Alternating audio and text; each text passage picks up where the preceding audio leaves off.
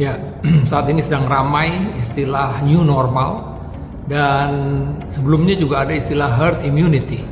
Apakah ini sesuatu istilah yang sama? Jelas ini beda. Pertama saya ingin jelaskan sedikit dulu mengenai herd immunity. Herd immunity ini adalah suatu keadaan di mana terjadi kekebalan pada satu kelompok masyarakat. Biasanya digunakan kriteria 70 sampai 80%. Dan ini bisa terjadi karena memang masyarakat tersebut sudah dilakukan vaksinasi sehingga jumlah yang kebal tadi mencapai angka yang demikian. Dan pada kondisi ini jelas virus atau infeksi pada penyakit yang sudah divaksinasi tersebut tidak bisa menyebar di antara masyarakat tersebut karena memang sebagian besar masyarakat sudah mencapai imunitas. Nah, di satu sisi herd immunity ini bisa terjadi secara alami. Ya, misalnya herd immunity pada COVID-19.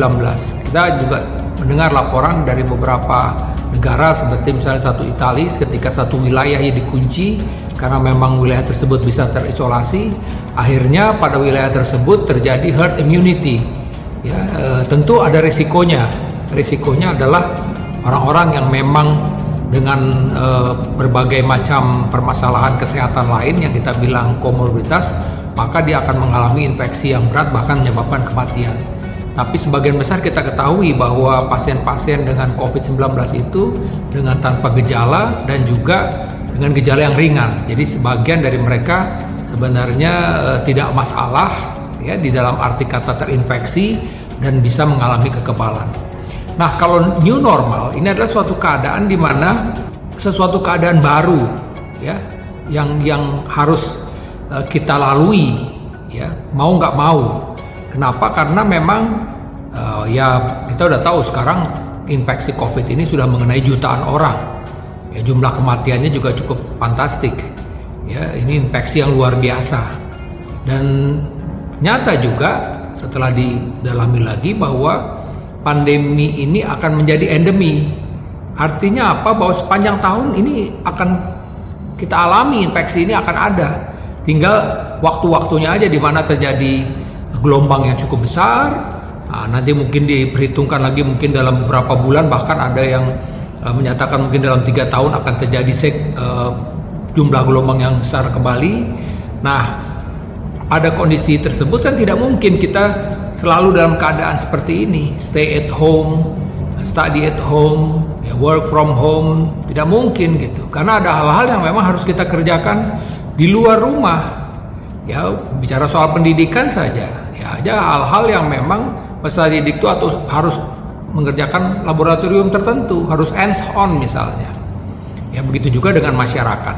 Nah, di dalam new normal ini maka konsep-konsep prevention itu pencegahan harus dipegang penuh ya, harus benar-benar ditaati. Pertama kita bicara soal physical distancing, jaga jarak ya 2 meter itu idealnya. Kemudian juga yang terpenting adalah menggunakan masker dan berbagai macam fasilitas harus menyediakan cuci tangan pakai sabun, kemudian juga hand sanitizer. Dan pada daerah-daerah yang memang sering terkena baik itu droplet maupun disenggol oleh orang seperti handle pintu atau misalnya handle WC atau juga di lift misalnya untuk menentukan nomor, itu semua harus selalu dibersihkan ya, harus disinfektan. Ya, ini yang harus menjadi perhatian ya. Jadi pada daerah-daerah tersebut harus selalu disinfektan, harus dibersihkan ya.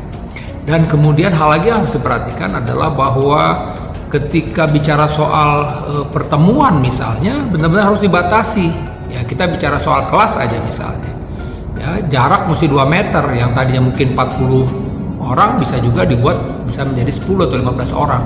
Begitu juga ketika masuk ke toko, itu juga harus ketat, harus dibatasin jumlah orangnya sehingga jarak satu orang dengan orang 2 meter. Begitu juga di pasar, begitu juga di kendaraan umum, begitu juga di pesawat misalnya. Jadi ini memang sesuatu keadaan yang membuat jumlah itu harus dibatasi berdasarkan jarak satu orang dengan orang yang lain.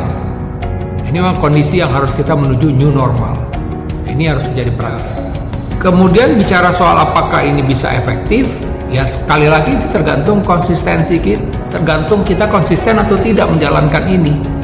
Ya, kita konsisten atau tidak menjalankan ini. Kalau tidak konsisten, apa yang akan terjadi? Jumlah kasus akan meningkat.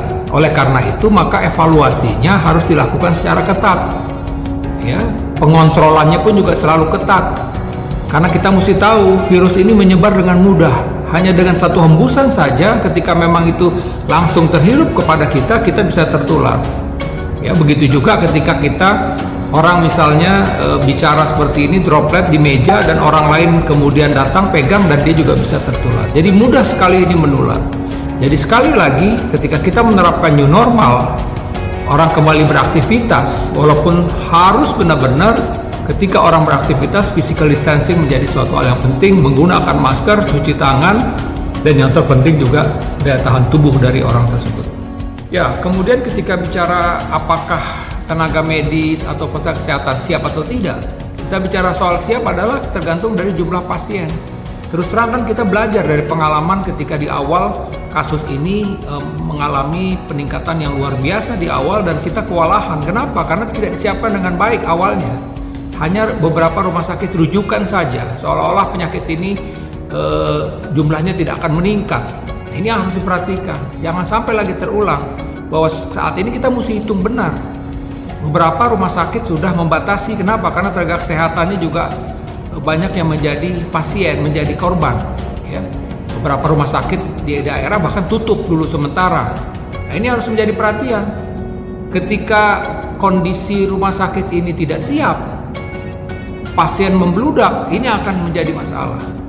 Ya, pasien tersebut tidak bisa ditangani di rumah sakit, ya tentu akan memburuk menjadi melawan kematian. Sebaliknya, pasien-pasien yang seharusnya dirawat tapi karena tidak ada tempat, maka pasien ini apabila tidak melakukan isolasi mandiri dengan baik, dia akan bisa menularkan ke sekitarnya. Jadi ini hal-hal yang memang harus diperhatikan. Ya, bicara soal berapa banyak kesiapan rumah sakit ya tergantung daerahnya. Oke lah, sementara kita bilang Jakarta ini siap.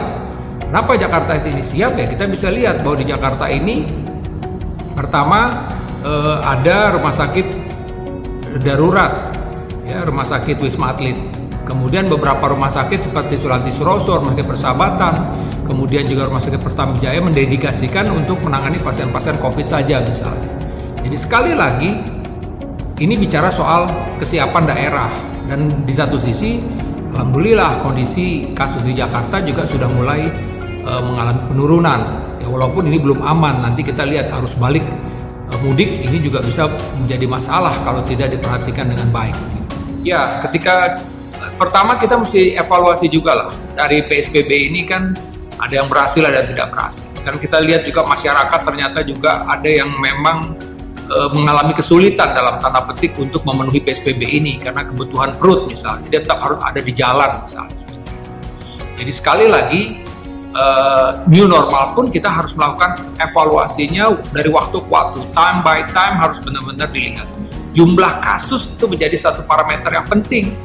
Ya WHO pun berbagai negara pun melihat jumlah kasus baru. Jumlah kasus baru, ada klaster baru, ini yang harus menjadi patokan kita. Ketika jumlah kasus ini masih naik, terus masih naik, nah ini kita membahaya. Ini artinya penerapan new normal ini harus benar-benar ketat dan kalau masyarakat tidak konsisten atau perusahaan atau apapun yang memang melaksanakan new normal ini tidak berkomitmen penuh, ya lebih baik tidak dilakukan. Lebih baik semua stay at home saja misalnya seperti itu. Ya, bicara soal waktu kapan ya saya kembali lagi. Ketika memang di satu daerah tersebut sudah menurun jumlah kasusnya, bahkan tidak ada kasus lagi, silakan. Sudah mulai pelan-pelan kita melakukan new normal tadi. Tapi sekali lagi, ini harus konsisten. Kita lihat harus pengalaman lah. Misalnya di Korea, ya ketika sudah mulai dilakukan relaksasi, ya sudah mulai masyarakat sudah diperbolehkan untuk ini, ternyata terdapat klaster baru di suatu klub malam. Di Prancis pun demikian, ketika sudah mulai sekolah ternyata didapatkan 70 kasus baru gitu. Jadi sekali lagi, tapi kita juga mesti melihat di Vietnam berhasil, anak-anak bisa sekolah lagi. Sekali lagi sebenarnya adalah komitmen kita dan juga law enforcement, itu yang penting. Ya, artinya penegakan hukum. Ya, buat orang-orang yang melanggar ketentuan ini, karena resikonya ketika dia melanggar maka dia membahayakan dirinya dan orang lain gitu. Nah, oke lah, dia mungkin tidak bermanifestasi bergejala kesehatan pada dia, tapi dia misalnya karier, ketika dia pulang ke rumah dia bisa menularkan kepada anak, istri, dan orang tuanya. Nah, ini hal-hal yang mesti diperhatikan, bahwa infeksi ini akan seperti bola pingpong, bukan berhenti di diri kita sendiri, tapi kita bisa menularkan kepada orang lain. Jadi sekali lagi, memang tidak mudah. Di satu sisi memang ada kebutuhan, kita harus melakukan new normal, tapi di sisi lain evaluasi menjadi penting. Tentu kita tidak berharap akan bertambah lagi kasus-kasus, ya, khususnya kasus yang meninggal, terutama pada petugas-petugas medis. Ya, sekali lagi, alhamdulillah lah untuk berbagai hal, sarana prasarana bisa diproduksi dalam negeri. Hazmat bisa diproduksi dalam negeri, masker juga bisa diproduksi dalam negeri, beberapa ventilator juga sudah mulai bisa diproduksi, begitu juga rapid test, PCR juga sudah mulai. Artinya kita sudah bisa berdiri di atas kaki sendiri. Tapi tentu ketika bicara soal sumber daya, ketika bicara soal sarana prasarana, itu juga kita harus perhatikan, ada batasnya pasti.